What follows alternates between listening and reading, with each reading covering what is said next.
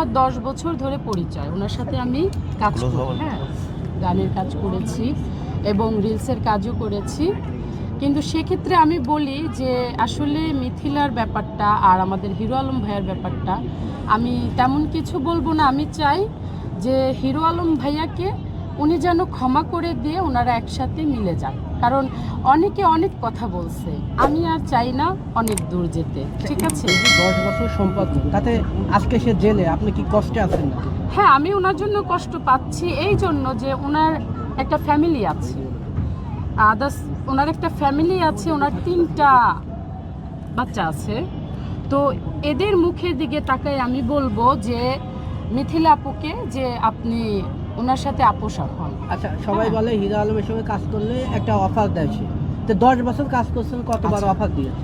ওনার সাথে আসলে 10 বছর যে আমি কাজ করেছি বা যতটুকু করেছি, উনি অফার যদি আমি বলবো যে মেয়েরা ওনার অফার কেন গ্রহণ করবে, আমি বলবো সেটা আমার জায়গা থেকে, যে আমি ওনার অফার যদি আমার গ্রহণ করতে হয় তাহলে উনি ফ্রি হয়ে যাবে।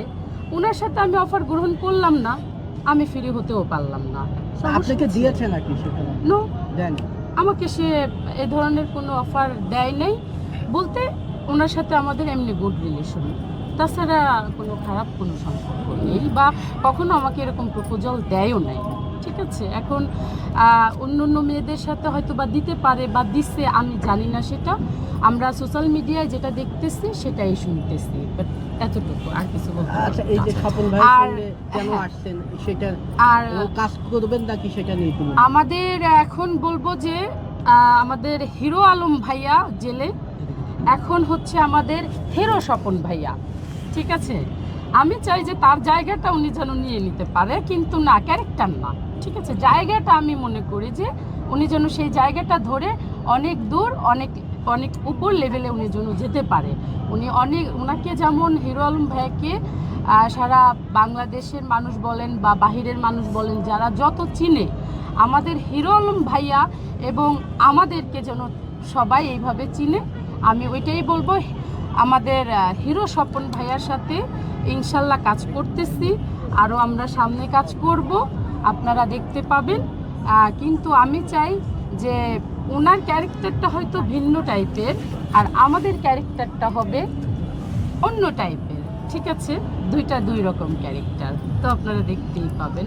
তাছাড়া আমি আর কিছু বলবো না। আর আমি এতটুকুই বলবো মিথিলা আপুর কাছে যে আপু, আপনি ওনাকে প্লিজ ক্ষমা করে দেন, ওনার 3টা বাচ্চার মুখের দিকে তাকিয়ে।